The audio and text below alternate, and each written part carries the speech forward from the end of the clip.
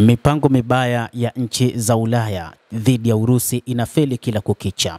Mipango hiyo ambayo nchi za Ulaya zinawaza namna ya kupambana na Vladimir Putin imekuwa haiwezekani kila wakati baada ya kupanga namna ya kuweza kuidhuru Urusi. Hata hivyo, Urusi wakati huu tangu mwaka 2022 ilijiandaa kwa namna yoyote ya mapambano, na wakati huu nchi kama vile Ufaransa, Ujerumani na Uingereza zimekuwa zikikaa vikao vya mara kwa mara na kujadili njia gani za kuweza kutumia katika kuhakikisha wanapambana na Rais Vladimir Putin. Moja kati ya njia ambazo walitaka kutumia ni kupeleka majeshi yao nchini Ukraine. Ufaransa na Uingereza zilikubali kupeleka angalau wanajeshi 30,000 kwa ajili ya mapambano dhidi ya Urusi, katika kile walichosema kwamba wanaenda kuilinda Ukraine ikiwa usitishaji wa vita utakamilika, lakini hili nalo limeshindikana.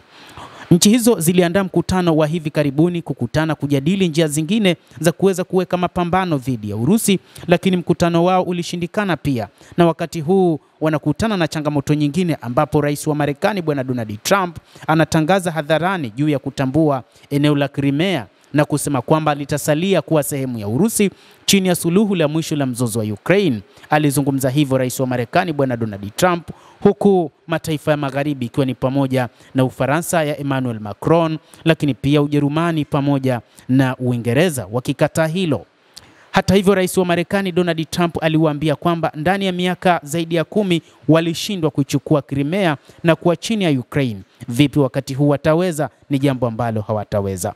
Lakini nchi hizo zinang'ang'ania kusema kwamba kamwe hawataruhusu kuona Urusi ikilimiliki eneo hilo la Crimea. Lakini wachambuzi wa mambo wakasema kwamba kile alichokizungumza rais wa Marekani ndio uhalisia, kwani ndani ya miaka 10 nchi za magharibi zilishindwa kuliokoa eneo la Crimea kuwa chini ya Urusi.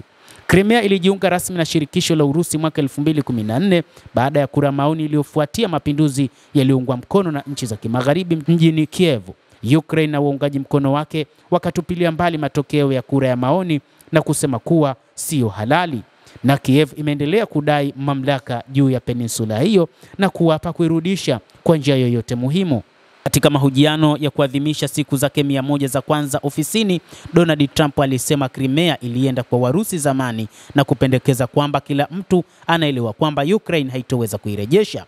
Crimea itasalia na Urusi chini ya suluhu la mwisho la mzozo wa Ukraine, Trump aliendelea kusema, na kuongeza kuwa hata Vladimir Zelensky wa Ukraine anaelewa hili. Imekuwa nalo kwa muda mrefu, rais wa Marekani alisema, akibainisha kuwa Urusi ilikuwa na manowari zake huko kwa muda mrefu kabla ya kipindi chochote tunachozungumzia, na kwamba watu wengi katika eneo hilo wanazungumza Kirusi. Hata hivyo, miongoni mwa mambo ambayo wakati huu nchi za magharibi zimeona kama vile ni mkosi ni ujio wa rais wa Marekani Bwana Donald Trump, ambaye mara kadhaa amekuwa akiwapinga hadharani juu ya baadhi ya mambo ambayo wanataka kuyafanya na hatimaye kushindwa katika sera zao. Na hata katika kipindi cha hivi karibuni Umoja wa Ulaya kupitia mkuu wake Ursula von der Leyen walipanga namna ya kuwezesha nchi za magharibi kuwa na idadi ya silaha nyingi, lakini pia kuhakikisha wanatengeneza wao wenyewe, na waliandaa jumla ya dola bilioni 800 kwa ajili ya mpango huo, lakini pia mpango huo ulishindikana. Na mpango huo ulikuwa ni kwa ajili tu ya kuweza kupambana na Urusi, ambapo walidai kwamba Urusi huenda ikafanya shambulizi dhidi ya taifa lolote la magharibi, na haswa Uingereza ndio ambayo ilikuwa ikitajwa sana kwamba huenda ingefanywa mashambulizi dhidi ya Urusi.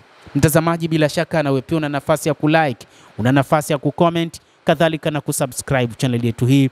Utakuwa ukipata habari hizi kwa mapana hapa The World News. Naitwa Adam Hussein, endelea kuwa nasi wakati wote, endelea kutufuatilia.